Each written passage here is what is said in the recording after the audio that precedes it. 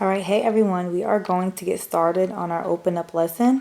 If you haven't grabbed your workbook, make sure you go and you do that. So pause this video and go and grab your workbook. All right, so we are going to get started on lesson 5 and lesson 6. We're going to combine them together, and we are going to sway a little bit from the open up workbook, but we'll still be working in it. So far, we've been working with lines, right? And equations and slope. So far, we've been working with equations that look like this. Y equals mx, right? And we said that m is the slope. M equals slope, which is also rise over run, which is also change in y over change in x, which is also rate of change. All right, which is also rate of change. So now we're going to get a little funky. Now we're going to do y equals mx plus b. And before we move to that, we have this additional b, and I want to define what that b is. So we know m is slope, rise over run, change in y over change in x, and rate of change. B is where the line crosses the vertical axis. And we know the vertical axis goes up and down. That's y. Vertical axis goes up and down. That's y. So the vertical axis, which is the y-axis. So previously, we've had a b attached to this, but you just didn't know. So previously, we've been working with equations that look like this, right? Or graphs that look like this, lines that look like this. All of these graphs cross the vertical axis at 0. So our b has always been 0. It's been invisible. But now, so over here, 0, that's my b. Here, 0, that's my b. Here, 0, that's my b. These are proportional relationships because they start at 0. But now we'll be working with graphs that look like this. They no longer cross at 0. So our b, where the line crosses the vertical axis, is now going to be different. So here, our b looks like it's a little bit more than 8. Here, our b is 1. That's where it crosses the vertical axis, right? Right here. Here, our b looks like it's around 5, a little bit more than 4. I don't know if you can see that. So we're going to go into that. So right now, I want you to go into your workbook. I want you to find Unit 3, Lesson 5. I don't have the page number for you, so pause this. Go to Unit 3, Lesson 5. Find it in your workbook. All right. So we are going to skip this page. We're not going to do it. However, we are going to do 5.2, Stacking Cups. So get to 5.2. It should be the next page if you are already on 5.1. So this says we have 2 stacks of styrofoam cups. One stack has 6 cups and its height is 15 centimeters. The other one has 12 cups and its height is 23 centimeters. How many cups are needed for a stack with a height of 50 centimeters? All right, there's a lot to figure out here. I want us, however, we are not going to answer this question. We are going to ask the question, what equation could we write for this situation? What equation could we write for this situation?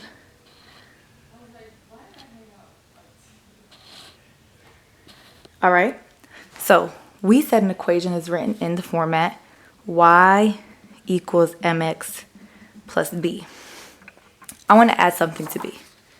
It's where the line crosses the vertical axis, but it's also a starting point.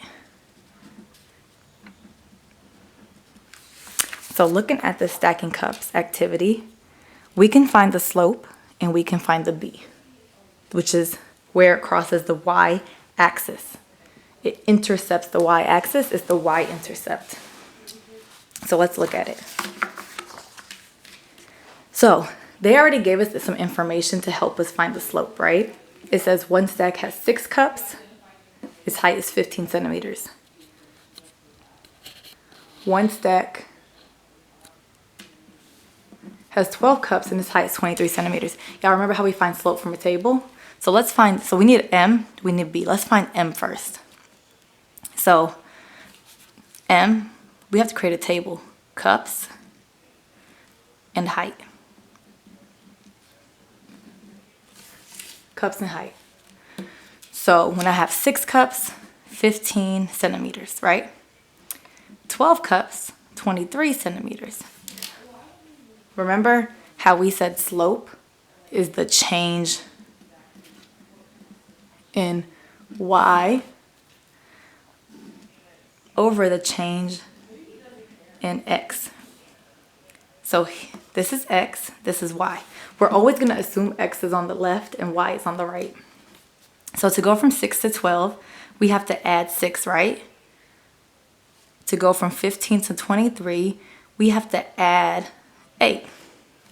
So my change in y over here is 8. My change in x is 6. And we can simplify that. You can do it in your calculator, or you can do it if you already know they're both divisible by 2. So 4, 3. That's my M.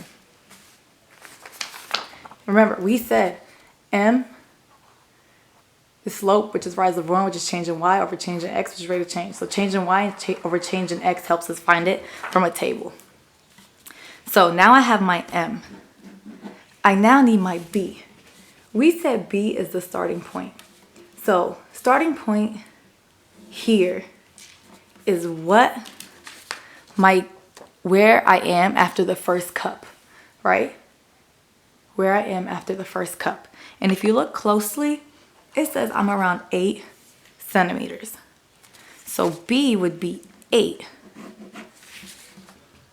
B would be 8. So if I were to plug that into my equation, we know M is 4/3. So y equals 4/3 x plus B, which is 8. That's my equation. Sorry. Y equals mx plus B. I plugged in M, which is 4/3. 8, which is B. I now have an equation for this. So this means for my first cup, right? I start at 8. My first cup adds 8. Each additional cup is going to give me 4/3 of a centimeter. So I start at 8. Each additional cup adds 4/3 of a centimeter. So this adds 4/3. This adds 4/3. This adds 4/3. And so on and so forth. All right? We can graph this if we wanted to. So if you want to graph, you can go ahead and graph it. But I want us to move into lesson 6. So we're going to go to lesson 6, and we are going to go to 6.3. 6.3, summer reading. Summer reading. So let me zoom in here. Oops. Y'all know Miss A don't know how to work a camera. I hope y'all are at voice level 0 doing your work. Love y'all. Okay, summer reading. Let's read it together. Lynn has a summer reading assignment. After reading the first 30 pages of the book, she plans to read 40 pages each day until she finishes. Lynn makes the graph shown here to track how many total pages she'll read over the next few days. After day 1, Lynn reaches page 70, which matches the point 170 she made on her graph. So 170. So after the first day, we see X is the number of days, Y is the number of pages read. So after 1 day, she's read 70 pages. After 4 days, she's read 160 pages. Lynn is not sure where she went wrong since she knows she followed her reading plan. So we said that an equation is y equals mx plus b, correct? And we said b was the starting point. So her graph is incorrect because her starting point is how many pages?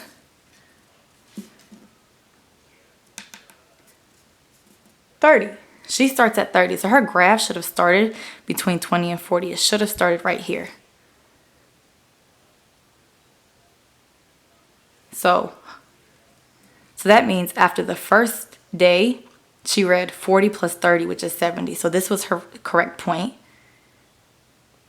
And after 4 days, she should have read, let's make a graph, X, Y. Number of days, number of pages. So she originally starts, so after 0 days before she even starts calculating, after 0 days before she even starts calculating, she's read 30 pages. So her graph should have started at 30, 0, 30. After 1 day, she should have read 40 more pages. It tells us 40 pages each day, so that's 70.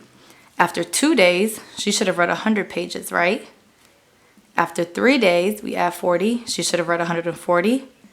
And after 4 days, she should have read 180. 140 plus 40 is 180. So 4, I should go up to 180 here. So at 1, I should be at 70. She did that right. At 2, I should be at 100. At 3, I should be at 140. That's what her line should look like. So where does the vertical intercept mean? What does the vertical intercept mean in this situation? So we said the vertical intercept is where it crosses the y-axis. It should have crossed at 30, and that's how much she originally read.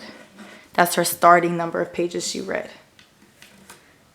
How do the vertical intercepts of the two lines compare? One was at 40, one was at 30. And what does the slope mean in this situation? Let's find the slope. So we said change in y over change in x. Change in y over change in x. So our change in y is 40, as we saw, over change in x, which is 1. So our slope is 40. Our slope is 40. That means every day she reads 40 pages.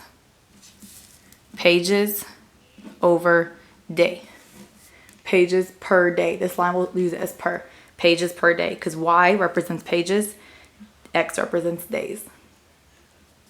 All right. Now we're going to move into our groups. Make sure you pay attention to what Miss Henley and Miss A are saying.